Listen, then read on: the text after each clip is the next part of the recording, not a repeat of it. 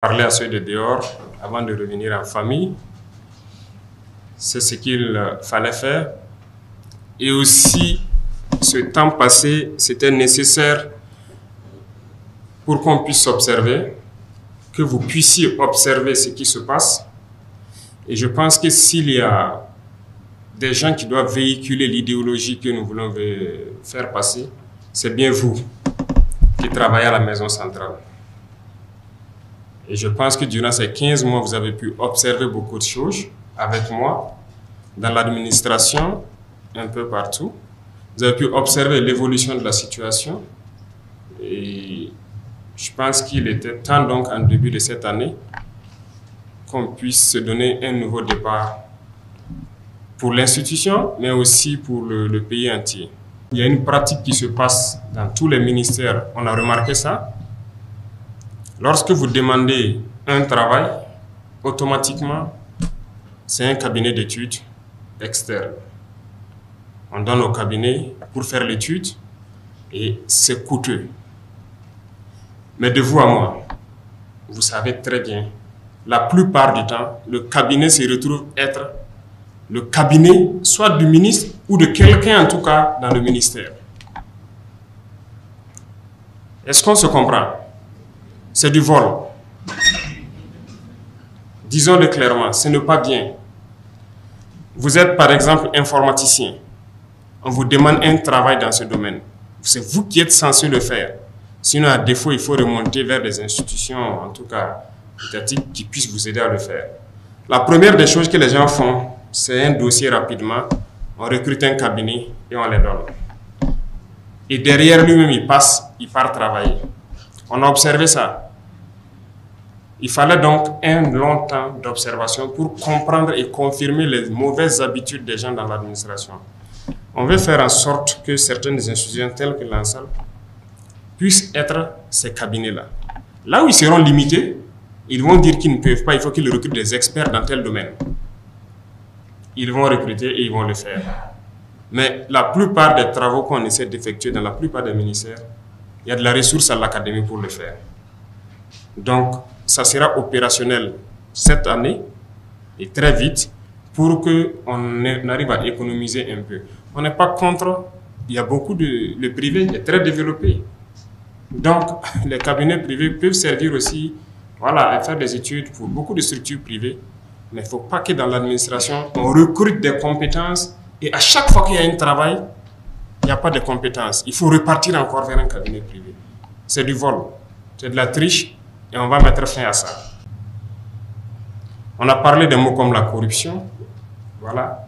Mais ça continue. La lutte contre le terrorisme, oui, il y a des avancées, il y a beaucoup de choses. Mais il faut que nous-mêmes reconnaissions qu'il y a un volet sur lequel il n'y a pas eu une lutte acharnée. C'est la corruption, c'est la lenteur administrative, en tout cas l'administration en général. Ce volet, il faut reconnaître, ça n'a pas marché. Mais pourquoi ça n'a pas marché? C'est parce qu'on s'était donné un temps pour sensibiliser, pour parler aux gens, pour que les gens comprennent. Tant dans l'armée que dans le civil, que les gens comprennent où est-ce qu'on part, pourquoi il faut cesser telle habitude. Pas que les gens ne comprennent pas, ils font semblant et se disent qu'on ne prendra jamais de mesures. Aujourd'hui, il y a tellement de lois qui ont été votées pour protéger le travailleur. C'est très bien. Mais chacun devrait faire la mission pour laquelle il a été recruté. Mais les gens ne font pas la mission. Et quand on veut les licencier, ça sort le texte de partout. Écoutez, vous ne pouvez pas prendre les textes des autres, venir appliquer ici. Eux, ils vivent en 2023. Je vous le dis, nous, on vit dans les années 1800 toujours. C'est la réalité. On ne peut pas aller à la même vitesse. Il ne faut pas mélanger les choses. Voilà, pendant que des gens ont des salaires de 3 millions, de combien de millions dans ce pays, voilà, il y en a qui n'arrivent même pas à se payer un repas. Vous trouvez ça normal? Ah non. Ah non. Moi, je suis opposé à ça. Il faut qu'on change les choses. Soit on change, ou bien, écoutez, on reste esclave à jamais. On est là pour changer les choses. On a pris le temps d'observer, de sensibiliser, de parler. Comme beaucoup de gens ne comprennent pas, en fin d'année, donc, j'ai annoncé que ça sera ferme. La machine contre la lutte contre la corruption va démarrer.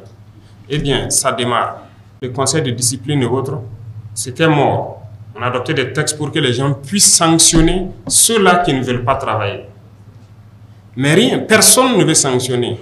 Tout le monde est assis, bon, il est dans sa direction, les gens foutent la merde, ils ne veulent pas faire ce qu'ils doivent faire. Ah, si moi je le sanctionne, on peut le licencier, ça sera de ma faute. Écoutez, il y a ce genre d'émotion-là, ça ne doit plus exister. Nous sommes un pays en guerre et on doit bien gérer les ressources. Et quand on dit gérer les ressources, ce n'est pas les ressources financières seulement, les ressources humaines aussi. Je suis secrétaire à la direction des infrastructures et de l'équipement, à la présidence du FASO. J'apprécie vraiment la rencontre parce qu'il a parlé sans langue de bois. Et j'ai vraiment aimé sa manière de parler. Et tout ce qu'il a dit, c'est vraiment ce que nous vivons actuellement. Et moi, je pense vraiment que la lutte pour les démunis, c'est vraiment très important. Parce qu'on voit beaucoup de choses qui se passent dans notre pays qui n'est pas vraiment catholique. Et je soutiens vraiment le combat de son Excellence, Monsieur le Président du FASO. Je suis chauffeur conducteur au parc auto présidentiel. Ça m'a beaucoup honoré d'avoir une entretien direct avec le président, y compris tout le personnel de la présidence. Ça nous fait plaisir parce que depuis qu'il est au pouvoir, comme il a bel et bien précisé, c'est la première fois. Voilà, donc il a eu à écouter les différentes doléances et les différentes préoccupations et on espère que ça va changer.